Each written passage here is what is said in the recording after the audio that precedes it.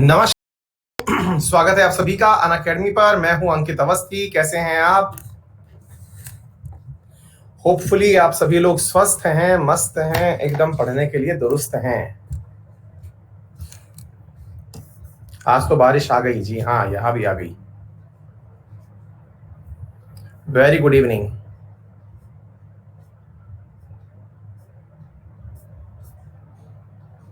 एकदम ready. Very good evening. खाना खाया सर। ये विद्यार्थी जो हैं कुछ ज्यादा ही केयरिंग लग रहे हैं, जो पूछ रहे हैं कि आपने भोजन किया। भाई मतलब क्या चाह रहे हो? खाना खाए बिना कौन हमारे यहाँ पर रह पाएगा? समझ नहीं आ रहा है हमें।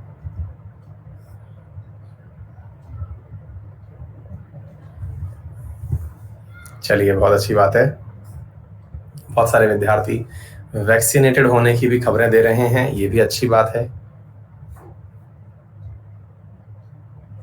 चलिए आइए तो शुरू करें। तो आज हम चाहेंगे कि हमारे फंडामेंटल राइट्स जो हैं वो पूरी तरह खत्म हो जाएं, है ना? क्योंकि काफी ज्यादा डिस्कशन हो चुका है, डिटेल डिस्कशन हो चुका है। तो स्वतंत्रता के अधिकार के बाद हम आर्टिकल 20 जो है वो पढ़ चुके थे, और आर्टिकल 20 में हमने ये पढ़ा था कि हमें कोई भी जबरदस्ती किसी भी प्रकार से ये नहीं कह सकता कि आपको जो है मतलब अपने गुनाह को स्वीकार करने के लिए जरूरी है, ये कोई भी हमसे नहीं कह सकता। अगर आपको याद हो तो हम आर्टिकल 20 लास्ट टाइम तक पढ़ चुके थे, ठीक है? जब ये सारे आर्टिकल खत्म हो जाएंगे तब एक बार में ही हम इन सब आर्टिकल्स को फिंगर्स पे याद कर लेंगे। होपफुली किसी को भी किसी प्रकार की कोई भी दिक्कत नहीं आनी चाहिए। चलिए शुरू करते हैं। आर्टिकल नंबर 21, जिसके अंदर कुछ भी नहीं लिखा हुआ है, केवल एक छोटी सी लाइन लिखी हुई है। और क्या लिखी हुई? जो भी विद्यार्थी नए जुड़े हैं उन्हें मैं बता दूं, जो भी विद्यार्थी नए जुड़े हैं उन्हें मैं बता दूं कि आप लोग जो हैं,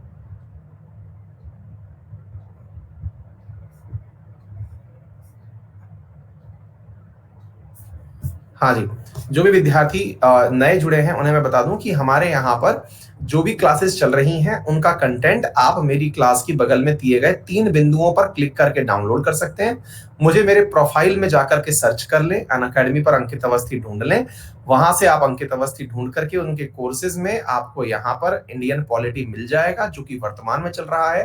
पुरानी क्लासेस भी आपको एज इट इज मिल जाएंगी, यानी डे 1 से आप इस क्लास को देखते हुए यहाँ तक पहुंच सकते हैं, ठीक है? चलिए साथियों, और किसी को किसी भी प्रकार की अगर समस्या आती है तो क्लास के अंत में जो आखिर के 5 मिनट होते हैं वहां पर क्लास से संबंधित समस्याओं का समाधान कर दिया जाएगा। उम्मीद है कि जो पढ़ाया जाए उसमें किसी भी प्रकार की दिक्कत आपको ना आए, फिर भी आएगी तो अंत के 5 मिनट में आपसे सुन करके डिस्कस करके खत्म कर दी जाएगी। हाँ जी साथियों, आर्टिकल 21 क्या कहता है, आज हम इसके बारे में चर्चा कर रहे हैं। और आर्टिकल 21 कहता है, No person shall be deprived of his life or personal liberty except according to procedure established by law।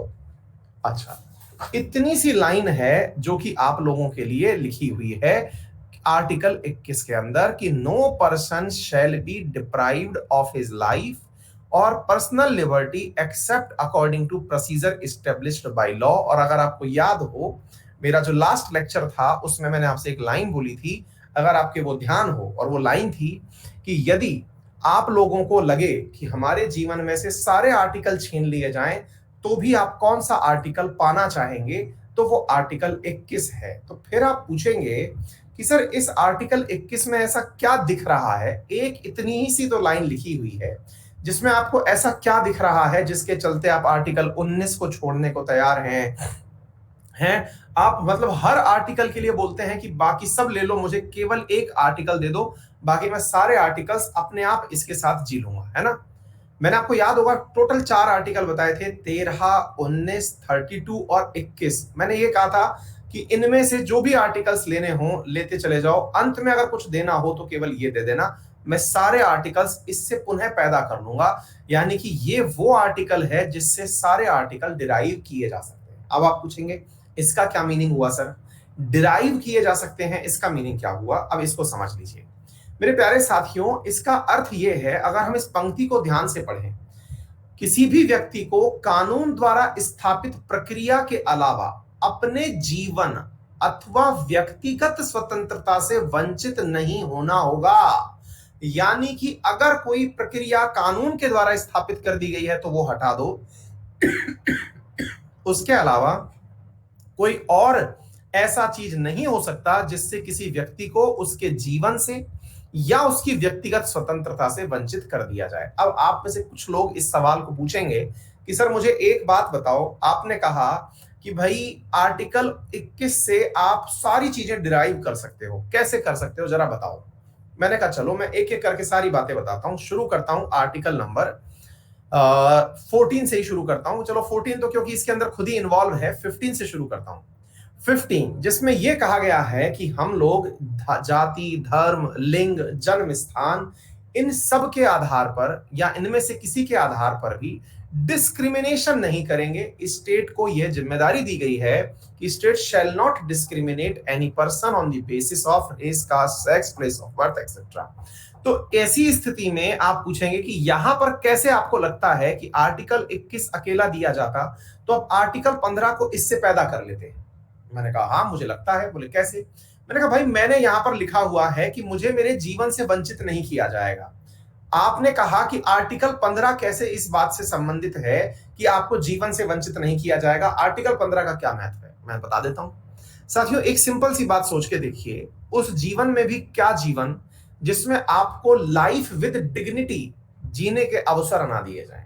जरा ध्यान से सुनिएगा मेरे प्यारे साथियों, वो जीवन भी क्या जीवन जिसमें आपको लाइफ विद डिग्निटी जीने का ऑप्शन ना दिया जाए, यानी कि इज्जतदार जिंदगी ना जीने का ऑप्शन दिया जाए। अर्थात यहां पर आर्टिकल 21 अपने आप में एक और व्याख्या देता है और वो ये है कि केवल जीना ही नहीं है, लाइफ विद डिग्निटी भी है। डिग्निटी मतलब सम्मान पूर्वक जीना। अब आप पूछेंगे कि सम्मान पूर्वक जीने में तो फिर सम्मान की क्या व्याख्या है? सम्मान आता है समानता से, सम्मान आता है समानता से। आज तक दुनिया में जितने भी आंदोलन हुए हैं, चाहे फिर वो फ्रांस की हुई क्रांति हो, फिर रशिया की हुई क्रांति हो, या फिर औद्योगिक क्रांति, कोई सी भी क्रांति जो शब्द है ना जिसके पीछे क्रांति लग गया, वो क्रांति का सबसे पहला आधार ही समानता है। क्रांति का सबसे पहला आधार ही क्या है? समानता है, और समानता ही डिग्निटी दिलाती है। आज कोई भी मजदूर अगर अपने हकों की मांग करता है तो वो ये यही तो कहता है कि एक इंसान, एक जब मालिक जो होता है वो अपने जीवन के दौरान आराम भी करता है, स्वास्थ्य सुविधाएं भी लेता है, खाने पीने के लिए उचित भोजन भी लेता है, तो मजदूर को भी वही मिलनी चाहिए। महिलाएं अपने लिए मांग करती हैं कि भैया हमें जो है आप पुरुषों के बराबर समानता दे दो, ताकि हमें भी घर के अंदर अलमारी की किसी वस्तु की तरह ना रखा जाए, हमें भी घर के अंदर समानता का भाव दिया जाए, घर के अंदर होने वाले निर्णयों में हमसे भी पूछताछ कर ली जाए। यानी कि फिर से समानता आ गई। समानता स्वतः ही डिग्निटी दिला देती है, चाहे आप किसी भी आधार को उठा लीजिए, चाहे फिर कास्ट के आधार पर लीजिए। अगर आपको मान के ऐसा लगता है कि देश में किसी एक ही जाति से या एक ही क्षेत्र से या किसी एक ही वर्ग से लोग नौकरी में घुस रहे हैं, तो आपको अचानक ऐसा लगेगा कि यार ये तो समानता है ही नहीं। तो ऐसी स्थिति में जिन लोगों को उचित मतलब अपना जो वहां पर प्रतिनिधित्व नहीं मिला, वो किस चीज की मांग करेंगे? समानता की। समानता अल्टीमेटली उन्हें क्या दिलाएगी? डिग्निटी दिलाएगी। अर्थात कहने का अर्थ यह है कि life with dignity itself stands in article 21, जिसकी वजह से आर्टिकल 15 स्वतः ही डिराइव हो जाता है। क्या आपको मेरी बात समझ में आ रही है? बोलिए, क्या आप सभी साथियों को यह पॉइंट समझ में आया कि आर्टिकल 15 कैसे डिराइव हुआ आर्टिकल 21 से? अब मैं आर्टिकल 16 की बात करता हूं। आर्टिकल 16 में भी तो सेम यही है। अगर आपको नौकरी में नियुक्ति देनी है, सरकारी नौकरियों में नियुक्ति देनी है, तो वहां पर भी आपको किसी भी आधार पर डिस्क्रिमिनेशन नहीं रखना है। अगेन वही समानता की बात है। क्या आपको ये बात समझ में आई? आर्टिकल 17 की बात अगर हम करें, अगर आप पूछते हैं कि आर्टिकल 21 से क्या आर्टिकल 17 डिराइव किया जा सकता है, मैं कहूंगा बिल्कुल किया जा सकता है। बोले कैसे? मैंने कहा भाई अगर आप लोग मुझसे ये कहेंगे कि तुम अछूत हो, तुम्हें छूने से हमारा धर्म भ्रष्ट हो जाएगा, तो ये मेरे लिए जीवन, कैसे मैं ये कह सकता हूं कि ये मेरे लिए डिग्निटी पूर्वक लाइफ है? और अगर मेरा मूल अधिकार है कि मुझे सम्मान पूर्वक जीने का अधिकार है, तो फिर ऐसी स्थिति में आप मुझे अछूत नहीं कह सकते। क्या आपको मेरी बात समझ में आ रही है? फिर आप पूछेंगे कि सर आर्टिकल 18 के अंदर उपाधियों के अंत की बात की गई है, इसमें फिर लाइफ विद डिग्निटी कैसे है? बोले यार कल को एक बात बताओ, किसी सम्मान समारोह में जा रहे हैं, किसी भी एक सामान्य फंक्शन में हम जा रहे हैं, देश के नागरिक हैं, हम देश के नागरिक हैं, वहां पता चल रहा है कि भारत रत्न कोई आ रहा है, कोई पद्मश्री आ रहा है, कोई लाड साहब आ रहा है, कोई केसरी हिंद आ रहा है, कोई कुछ भी आ रहा है, हम लोगों को तो, आम लोगों को तो वहां पे वैल्यू ही नहीं मिल रही है। अगर देश समान है और देश के अंदर सब जगह समानता है, तो ये सारी चीजें हटाइए और जो चीजें आज के समय में प्राप्त की जा सकती हैं पढ़ लिख करके, उन्हें देने दीजिए, क्योंकि जीवन तो अल्टीमेटली तभी निकल करके आएगा। क्या आपको मेरी बात समझ में आ रही है? ठीक इसी प्रकार से अगर मान लीजिए कि मैं आपसे यह कहूं कि आर्टिकल 18 तक मैंने ले लिया, आर्टिकल 19, अब आर्टिकल 19 कहता है भाषण और अभिव्यक्ति की स्वतंत्रता। भाई व्यक्तिगत स्वतंत्रता है मेरी, मैं बोलना चाहता हूं, क्यों ना बोलूं? भाई मेरी स्वतंत्रता अगर मुझे प्रतिबाधित होती लगे, अगर ऐसा लगे कि मैं अपने देश में रह करके कुछ भी बोल ही नहीं पा रहा, तो फिर मेरे लिए आर्टिकल 21 जो एक मूल अधिकार के रूप में गिवन है, उसका क्या मीनिंग है? यानी आर्टिकल 19 भी सेल्फ डिराइव्ड हो गया इसकी वजह से। अगर मुझे यह कहा जाता है कि मैं देश में कहीं भी जाकर के बस सकता हूं, आपने कहा आर्टिकल 19 नहीं है आपके पास, कोई बात नहीं, लेकिन मेरी व्यक्तिगत स्वतंत्रता तो है कि मैं अगर राजस्थान में रहना चाहता हूं तो राजस्थान में रहूं, मैं कश्मीर में रहना चाहता हूं तो कश्मीर में रहूं, मेरी व्यक्तिगत स्वतंत्रता है। क्या आपको मेरी बात समझ में आ रही है? मैं अकेला नहीं रह सकता क्योंकि मैं सामाजिक प्राणी हूं। जब सामाजिक प्राणी हूं तो मैं असेंबली में रहूंगा, मैं ग्रुप बना के रहूंगा, और जब मैं ग्रुप बना करके रहूंगा तो ऐसी स्थिति में तो जनाब मुझे असेंबली बनाने का अधिकार मेरी व्यक्तिगत स्वतंत्रता का अधिकार प्रतीत होता है, क्योंकि इंसान है ही सामाजिक प्राणी, वो अकेला ना तो पैदा हुआ है ना कभी होगा। इसका मतलब फिर से ये वाली बात निकल के आ गई, मैं व्यापार करूं, अरे भाई मेरा मन, मैं व्यापार किस चीज का करूं? आपको लगता है कि आपने कहा कि देश की इंटीग्रिटी, देश की सॉवरेनिटी, इन सबको फर्क ना पड़े, ठीक है, फिर भी मैं, अब मान लीजिए मुझे एजुकेशन का व्यापार करना है, मैं करना चाहता हूं, मुझे कपड़ों का व्यापार करना है, मुझे लोहे का व्यापार करना है, करना चाहता हूं ना, ये मेरी व्यक्तिगत स्वतंत्रता है, ये लिखी तो आर्टिकल 19 में है, लेकिन है तो मेरी स्वतंत्रता। क्या आपको मेरी बात समझ में आ रही है? तो ऐसी स्थिति में आर्टिकल 19 आर्टिकल 21 से स्वतः ही डिराइव्ड हो गया, यह बात मैंने आपको प्रूव करके दिखा दी। ठीक इसी प्रकार से अगर मैं आर्टिकल 20 पर पहुंचता हूं, आर्टिकल 20 पर आप मुझसे कहते हैं कि आपको पहले जो आपने दंड दिया था या आपने जो मतलब कर्म किए थे, उसकी सजा इस बार भी मिलेगी, अगली बार भी मिलेगी, फिर भी मिलेगी, तो भाई मेरा जीवन ही कहां रहा? फिर तो जीवन ही ले लो मेरा, क्योंकि मेरी राइट ऑफ लाइफ तो आपने छोड़ा नहीं, आप में से जो सरकार आ रही है वो मेरे ऊपर दोबारा से दोबारा मतलब वो दिए जा रही है। क्या आपको मेरी बात समझ में आ रही है? बताइए, क्या आप लोगों को यह बात समझ में आई कि मैंने आर्टिकल 20 तक सारे आर्टिकल डिराइव कर दिए अकेले अकेले आर्टिकल 21 से? आगे भी चलेंगे, उन्हें भी आर्टिकल 21 से डिराइव करते चलेंगे। आगे बात समझ में?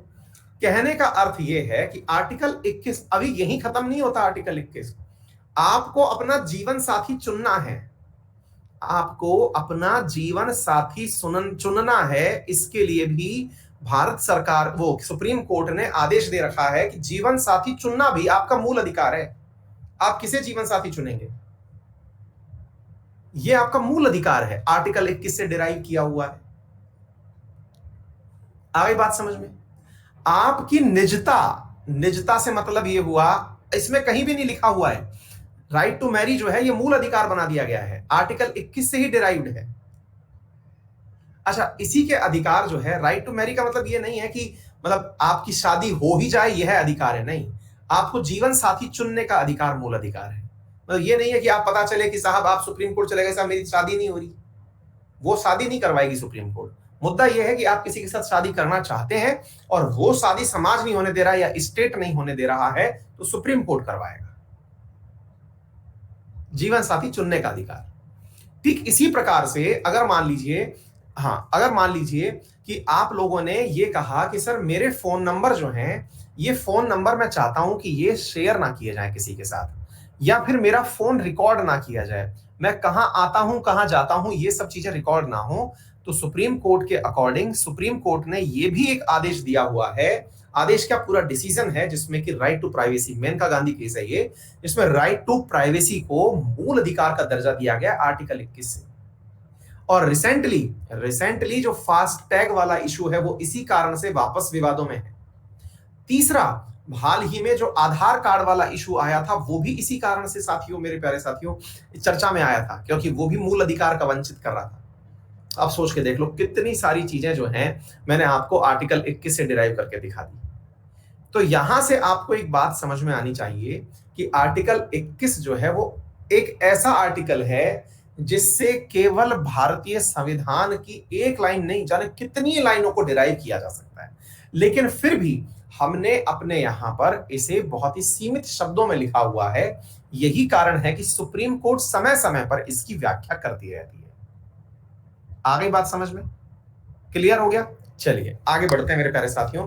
आर्टिकल 21A, ये आपको मालूम ही होना चाहिए, 86th कॉन्स्टिट्यूशनल अमेंडमेंट, 6 से लेकर 14 वर्ष के बच्चों के लिए जो एजुकेशन है वो मूल अधिकार बना दिया गया। आपको मालूम होना चाहिए कि रिसेंटली जो हमारे यहां पर न्यू एजुकेशन पॉलिसी आई है उसमें 6 से 14 ही नहीं, 6 से 20 तक के वर्ष के जो बच्चे हैं उनके लिए मूल अधिकार बना दिया गया। 6 से 14 की जगह 6 से 20 कर दिया गया न्यू एजुकेशन पॉलिसी के अंदर। ये तथ्य आप लोगों को याद आ रही है, ठीक है ना? चलिए, हाँ भाई, व्हाट्सएप ने बेटा वो सरका दिए हैं अभी, है ना? वो कल की क्लास में पढ़ाएंगे अपन, मॉर्निंग वाली क्लास में, कि व्हाट्सएप ने वो अपनी पॉलिसी जो आ रही थी उसे फिलहाल के लिए पोस्टपोन कर दिया है। चलिए, हाँ जी, अब ये आर्टिकल भी साथियों जबरदस्त आर्टिकल है, और ये आर्टिकल वो है जिसके चलते हुए भारत में बहुत सारी चीजें हुई हैं। इसे थोड़ा सा हम गहराई से पढ़ेंगे और डिटेल में पढ़ेंगे, है ना? आर्टिकल 21 तो मैंने सारी तरह से बता ही दिया, और आर्टिकल 22 जो है इसको क्यों समझना जरूरी है, क्योंकि हम में से बहुत सारे लोग ऐसे होते हैं जो कि मतलब एक प्रकार से पुलिस के भय से प्रताड़ित रहते हैं, है ना? मतलब कई साथी ऐसे होते हैं जिनको ऐसा लगता है पुलिस ना हुई भगवान हो गई, अब और वो पकड़ ली जाने क्या ही कर देगी। फिल्मों में देख देख करके पुलिस का टेरर ही टेरर दिखाई देता है। तो आज मैं आपको बहुत सारी चीजें एज ए मूल अधिकार आपको सिखाने जा रहा हूं, जरा सुनते चलिएगा। इधर सुनिए साथियों। Safe guard against arbitrary arrest and detention. Article 22 कहता है कि आपको कोई भी अचानक उठा के नहीं ले जाएगा और किसी भी प्रकार से जेल में डाल करके डिटेन नहीं करेगा। इससे आपकी सुरक्षा करता है ये आर्टिकल। डिटेन करने का मतलब क्या होता है? आपको जेल में ले जाके डाल दिया और आपसे जबरदस्ती पूछताछ की जा रही है, प्रताड़ित किया जा रहा है, ऐसा नहीं होगा। अब ऐसा नहीं होगा, क्या ऐसा होता है, ये तमाम बातें आज के सेशन में हम करेंगे, तो इस बात को आप सुनते चलिए। सबसे पहले मेरे प्यारे साथियों, यहां पर पहला पॉइंट क्या कहता है वो सुने। No person who is arrested shall be detained in custody without being informed as soon as may be of the ground for such arrest, nor shall he be denied the right to consult and to be defended by a legal practitioner of his choice। Meaning क्या है? Meaning ये है कि आप किसी भी व्यक्ति को ऐसे ही गिरफ्तार नहीं कर सकते until unless आपके पास उस कानून के तहत ये प्रावधान किया गया हो। जैसे हमारी सीआरपीसी की धाराओं में यह लिखा हुआ है कि यदि किसी व्यक्ति को 7 साल से ऊपर की सजा दी जाती है तो पुलिस उसे बिना वारंट के भी गिरफ्तार कर सकती है। यानी किसी व्यक्ति के ऊपर एक ऐसा केस दर्ज हुआ, मान लीजिए कोई व्यक्ति है जिसको मर्डर के जुल्म में किसी ने जाके शिकायत करी कि साहब उस एक्स व्यक्ति ने मर्डर कर दिया है, तो आपके पास वो व्यक्ति जो शिकायत करने आया है वो तो एक हो गया गवाह, और उस गवाह के कहने पर किसी व्यक्ति को गिरफ्तार करने जाना है तो पुलिस गेट जाके खटखटाएगी नहीं, है ना? कुंदी मत खड़काओ राजा, सीधे अंदर आओ राजा और उस व्यक्ति को गिरफ्तार कर ले जाओ। क्यों? क्योंकि अब ऐसा ऑफेंस है वो कि उसके ऊपर मर्डर का चार्ज है, और मर्डर के चार्ज के अंदर आपको वारंट दिखाने की आवश्यकता नहीं है मजिस्ट्रेट की, कि हाँ मजिस्ट्रेट साहब देखो मैं वारंट लेके आया हूं। मतलब वो व्यक्ति आपसे जाकर के पूछे कि वारंट कहां है मुझे लाने का, 2 लाफड़ और मारो और खींच के कहो कि चल बेटा चल, यही वारंट है, आजा। मतलब अगर एक ऐसा ऑफेंस जो 7 साल से ऊपर की सजा का प्रावधान ऑलरेडी देता है तो उस स्थिति में वारंट ले जाने की आवश्यकता नहीं है। तो इस पॉइंट के अंदर जो मैंने लाइन बोली अभी, वो क्या बोला? मैंने बोला no person who is arrested shall be detained in custody without being informed. मतलब अगर ये पॉइंट जो है कि किसी व्यक्ति को गिरफ्तार नहीं कर सकते बिना उसको बताए हुए, ये तभी वैलिड है जब कानून ऐसा करने की इजाजत देता हो। और कानून में सीआरपीसी के अंदर ये बातें, यानी कि रूल एस्टेब्लिश्ड बाय लॉ अगर कहता है तब तो आप उसे गिरफ्तार कर सकते हैं, और नहीं कहता है तो सीधा उसे मतलब बिना वारंट के भी ले जा सकते हैं। चलिए दूसरा पॉइंट क्या कहता है इसके अंदर? ये है कि अगर अब ये तो एक स्पेशल केस हो गया। कौन सा स्पेशल केस? कि 7 साल से ऊपर की सजा का प्रावधान है, तो ऐसी स्थिति में वारंट की भी आवश्यकता नहीं पड़ेगी। लेकिन हर क्राइम तो ऐसा नहीं होता। मान लीजिए कि कल को आपने अपने पड़ोसी के साथ लड़ाई कर ली। अब पड़ोसी के साथ लड़ाई करने पर 7 साल की सजा तो है नहीं। तो ऐसी स्थिति में अगर पुलिस आती है और फिर आपको कहती है कि चलो भाई, तो यहां पर आपका अधिकार बनता है कि आप पहले पूछें कि वारंट दिखाएं।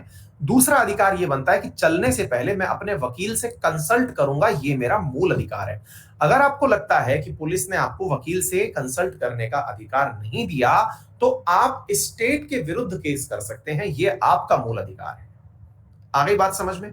दूसरा point, every person who is arrested and detained in custody shall be produced before the nearest magistrate within a period of 24 hours of such arrest, excluding the time necessary for the journey from the place of arrest to the court of magistrate, and no such person shall be detained in custody beyond the said period before the authority of magistrate। Meaning क्या है? मान लीजिएगा कि कोई व्यक्ति को गिरफ्तार किया गया। अब आपसे एक बहुत अच्छा सवाल पूछा जाता है, हालांकि आप में से बहुतों को पता है, लेकिन फिर मैं जो दूसरा सवाल बताऊंगा उससे पहले आपको एक बेसिक पहले नॉलेज दे देता हूं, फिर आपसे सवाल पूछूंगा। मान लीजिएगा कि किसी व्यक्ति को गिरफ्तार किया गया। गिरफ्तार करने के बाद में उसे 24 घंटे के भीतर भीतर मजिस्ट्रेट के सामने प्रोड्यूस करना कंपलसरी है। अब मजिस्ट्रेट क्या होता है साहब?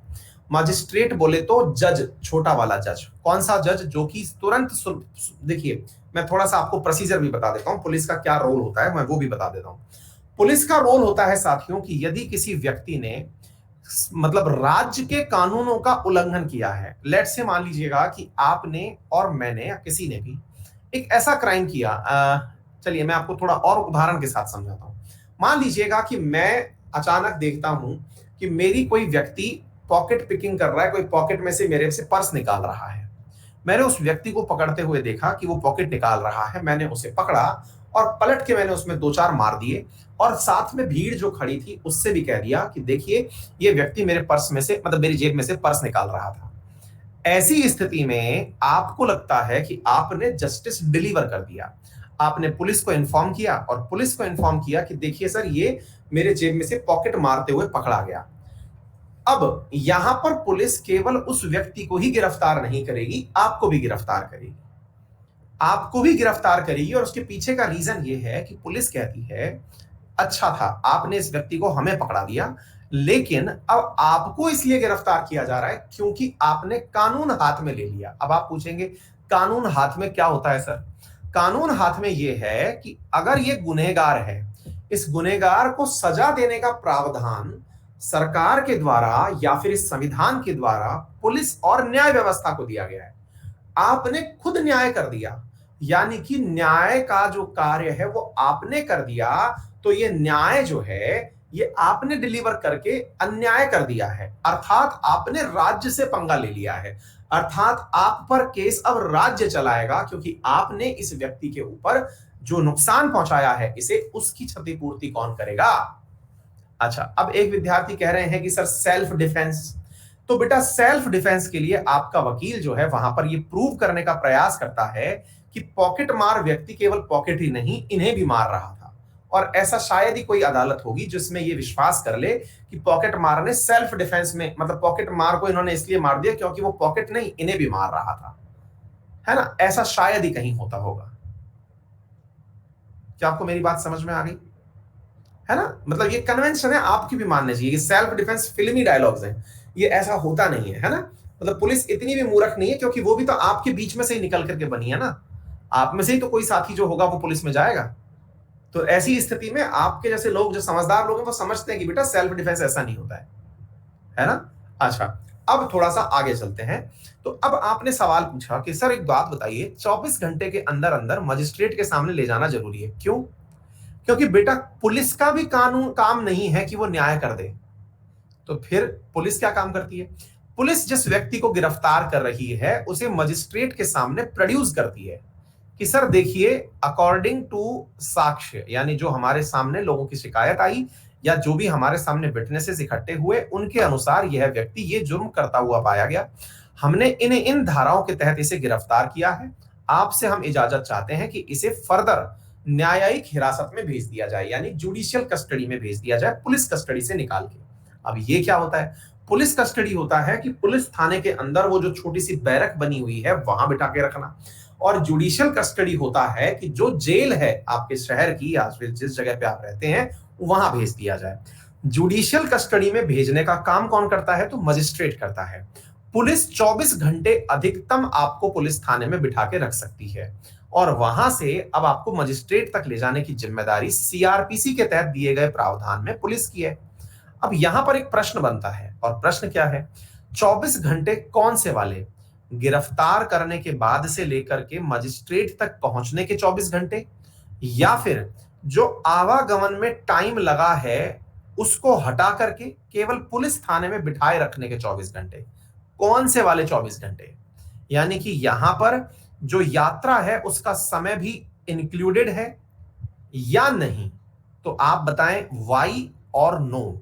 यानी यस इसका मतलब हुआ कि यात्रा का समय भी इंक्लूड है 24 घंटे में, और यात्रा का समय इंक्लूड नहीं है 24 घंटे में।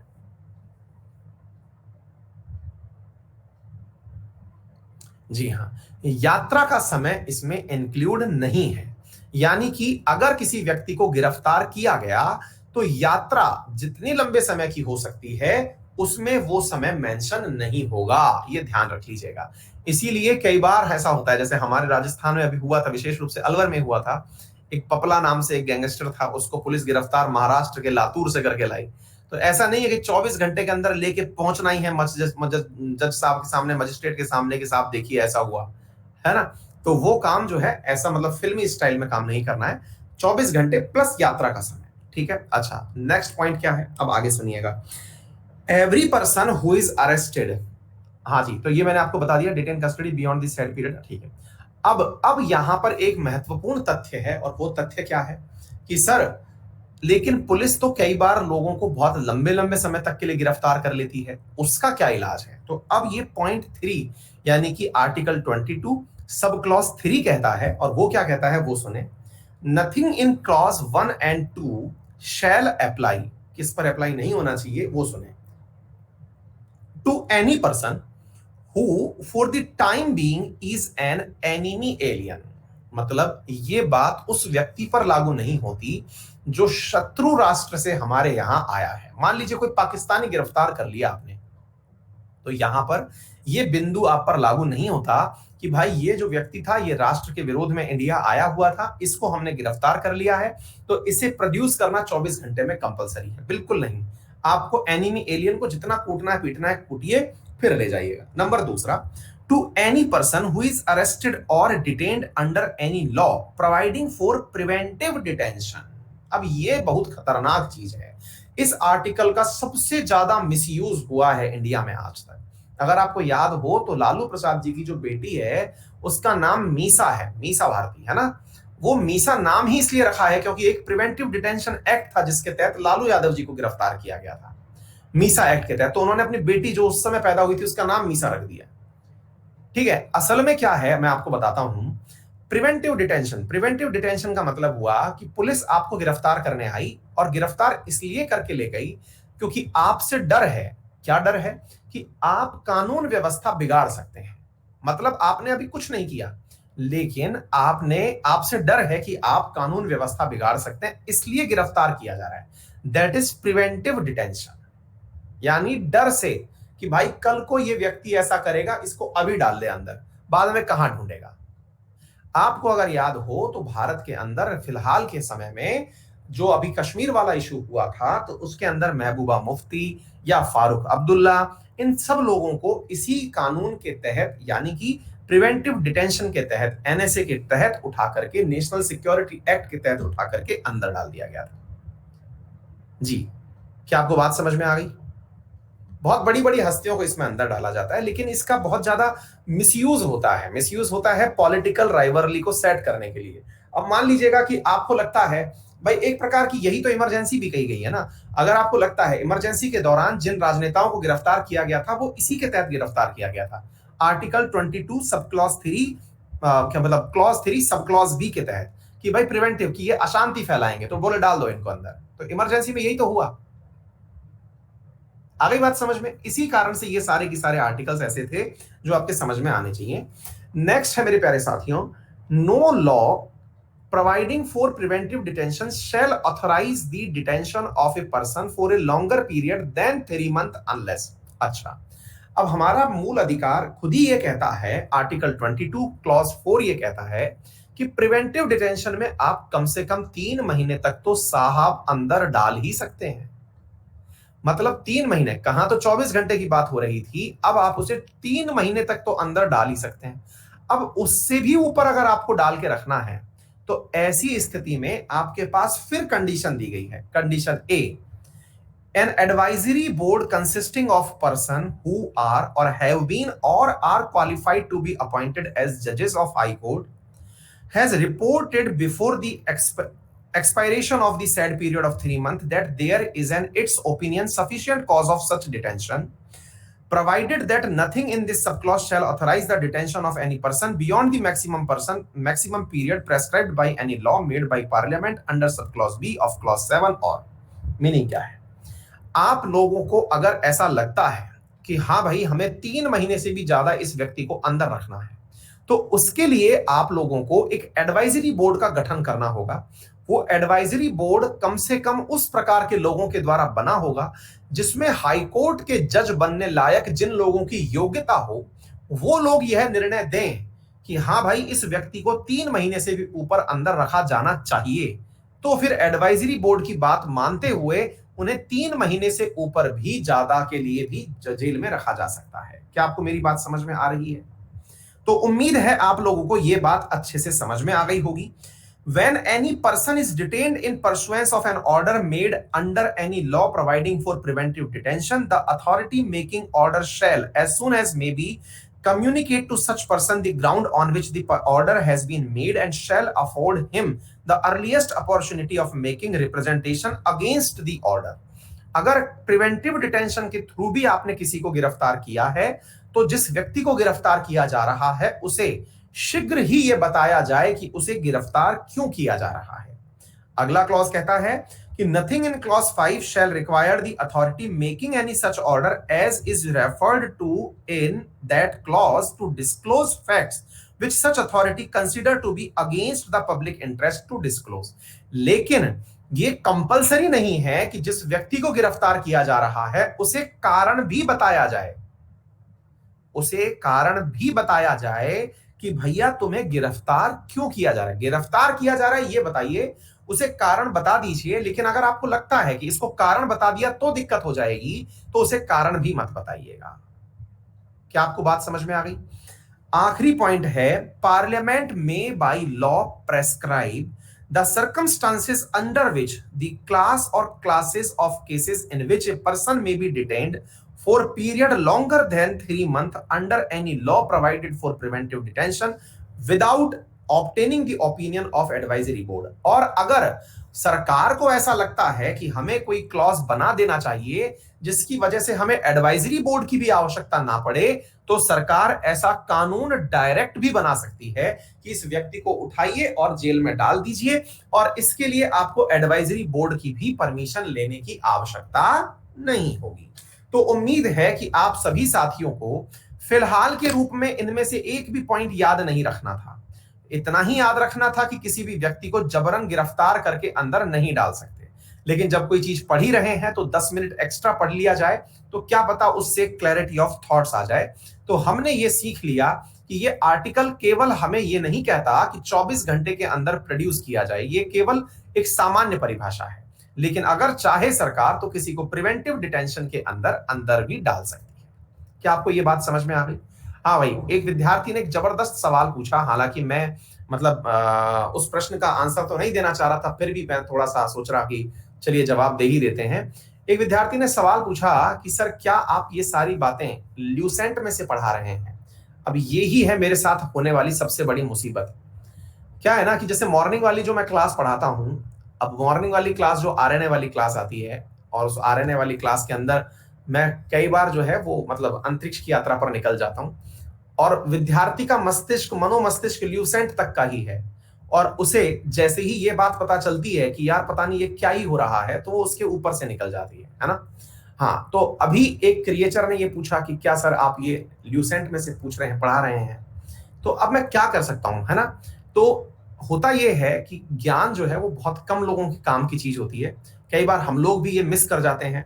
हम लोग क्यों मिस कर जाते हैं? क्योंकि मैं कई बार जब विज्ञापन कर रहा होता हूं, तो मैं विज्ञापन के समय एक लाइन और बोलता हूं कि केवल एसएससी वाले ही नहीं, डिफेंस की तैयारी करने वाले, स्टेट पीसीएस की तैयारी करने वाले भी इस बैच को पढ़ सकते हैं। और अपनी क्लास में बहुत सारे ऐसे विद्यार्थी हैं जो स्टेट पीसीएस की तैयारी कर रहे हैं, एसएससी की तैयारी नहीं कर रहे हैं, और वो इस बैच को पढ़ने आ गए हैं, क्योंकि उन्हें एक थॉट डेवलप करना है ताकि वो अपना लेवल इंक्रीज कर सकें और स्टेट पीसीएस का एग्जाम दे सकें। इसीलिए मैं ज्योग्राफी भी एट पार पढ़ाया, और इसी कारण से मैंने ये पॉलिटी भी एट पार पढ़ाई है। लेकिन मुसीबत क्या आ गई, ये फीस इतनी कम है कि इसमें ग्रुप डी वाले भी घुस आते हैं, है ना।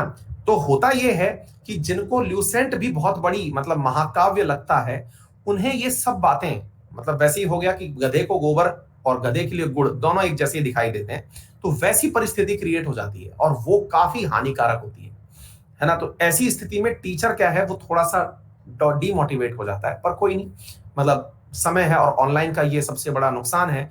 यही कारण है बहुत सारे विद्यार्थी मुझसे पूछते हैं एक सवाल, और वो पूछते हैं कि सर आप आरपीएससी के अंदर खुद इतनी बार एग्जाम निकाले हुए हो, सब कुछ आप इतना अच्छे से जानते हो, आप आरपीएससी में बैच क्यों नहीं पढ़ा रहे हो, मतलब स्टेट पीसीएस के लिए बैच क्यों नहीं ले रहे हो? क्योंकि मुझे पता है कि वो जो कम फीस है ना, उस कम फीस के साथ वो चीज जस्टिफाइड ही नहीं है, जो मैं कई बार यहाँ फील कर लेता हूँ।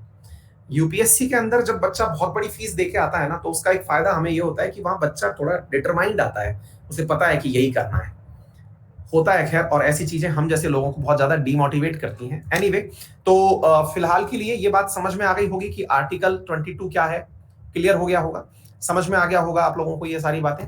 ठीक है साथियों, तो अब हम चलते हैं साथियों आर्टिकल 23 और 24 की तरफ। सुनिए साथियों, अब देखिए, अब यहां पर एक क्रिएचर और हैं जिनका नाम है मनोहर कुमार, और वो लिख रहे हैं हेलो खुशबू।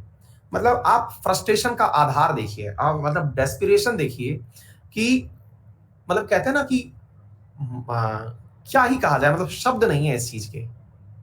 डेस्परेट कितना है प्राणी कि वो चैट बॉक्स में भी लड़की ढूंढ ले रहा है।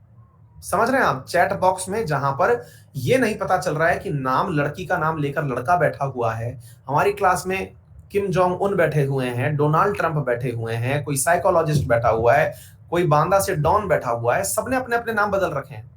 और यहां पर एक बालक है, उसका फ्रस्ट्रेशन इतना हद पर है कि हेलो खुशबू, और सोचो ये पैसे देके और आए हैं, और फिर रिजल्ट की उम्मीदें साथ साथ लेके आए हैं।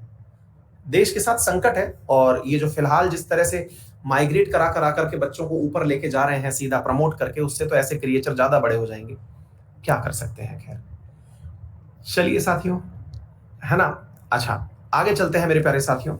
आर्टिकल 22 के बाद में अब चलते हैं 23 और 24 के बीच में, और क्या है जरा सुनिएगा ध्यान से। 23 एंड 24 क्या है, अब उसे समझना साथियों। हुआ ये कि भारत के अंदर एक बहुत लंबे समय तक ऐसी परिस्थितियां रही थी कि जब देश गुलाम था, तो वहां पर ह्यूमन ट्रैफिकिंग और फोर्स लेबर एक बहुत बड़ी परेशानी थी संपूर्ण भारत की। ह्यूमन ट्रैफिकिंग का मतलब मानव का व्यापार, और ये आज भी होता है। अगर आप लोग इस बात से सहमत हो, तो आप लोग इस बात को कहीं ना कहीं फिल्मों के माध्यम से, आसपास के समाज के माध्यम से आप इस बात को देखते भी होंगे, क्या कि कहीं ना कहीं आज भी इस प्रकार की परिस्थितियां हैं। लड़कियों का देह व्यापार आपको खूब अच्छे से आपके कहीं ना कहीं अखबार में दिखाई दे जाता है। लड़कियों का देह व्यापार के लिए व्यापार, ये ह्यूमन ट्रैफिकिंग ही है। इसी प्रकार से जबरन मजदूरी करवाना, मजदूरी से मतलब ये हुआ कि किसी को कर्ज में दबा रखा है आपने, और उससे आप मजबूरी में मजदूरी करवा रहे हैं। वो व्यक्ति जो इस प्रकार से प्रताड़ित है, उसे राज्य के द्वारा यह सुविधा दी गई है कि वो ह्यूमन ट्रैफिकिंग और फोर्स लेबर से बचने के लिए सुप्रीम कोर्ट जा सकता है। अच्छा, लेकिन बताएं आप लोगों को साथियों, इसके लिए सरकार को कानून बनाने की आवश्यकता है। शिवानी, हाँ, इन्होंने बहुत बड़ी बात लिखी है। अब पता नहीं, लिखा तो बहुत बड़ा सा पेपर है बेटा। मैं एंड में फिर से भेज देना, मैं इस बात को दोबारा से सुन लूंगा, है ना। अभी बीच में मैं तो मतलब पढ़ना नहीं चाहूंगा, काफी बड़ा लिखा है आपने। फिर से भेज देना, है ना। अभी इसको कंटिन्यू सुन लो। 23 कहता है कि traffic in human being and beggar, यानी कि जो भी आप लोग देखते हैं भिखारी अथवा मानव, and other similar form of forced labor are prohibited, and contravention of this provision shall be an offense punishable in accordance with law। इसका मतलब ये हुआ कि यदि सरकार को लगता है कि ये गलत है तो सरकार को इसे रोकने के लिए कानून बनाना चाहिए। Number 1, nothing in this article shall prevent the state from imposing compulsory service for public purposes, and in the imposing such services shall not make any discrimination on ground of any religion, race, caste, sex of them। अगर सरकार को लगता है कि ऐसी चीजें लागू करवाने के लिए जिससे कि फोर्स लेबर बंद हो जाएगा या फिर महिलाओं का व्यापार बंद हो जाएगा, तो ऐसी स्थिति में अगर सरकार किसी वर्ग विशेष के लिए, कि जैसे मान लीजिए कि महिलाओं के लिए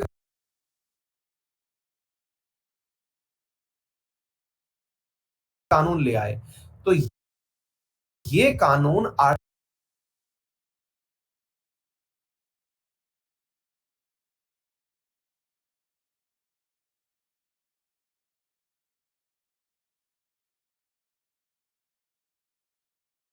आर्टिकल 15 के तहत डिस्क्रिमिनेशन नहीं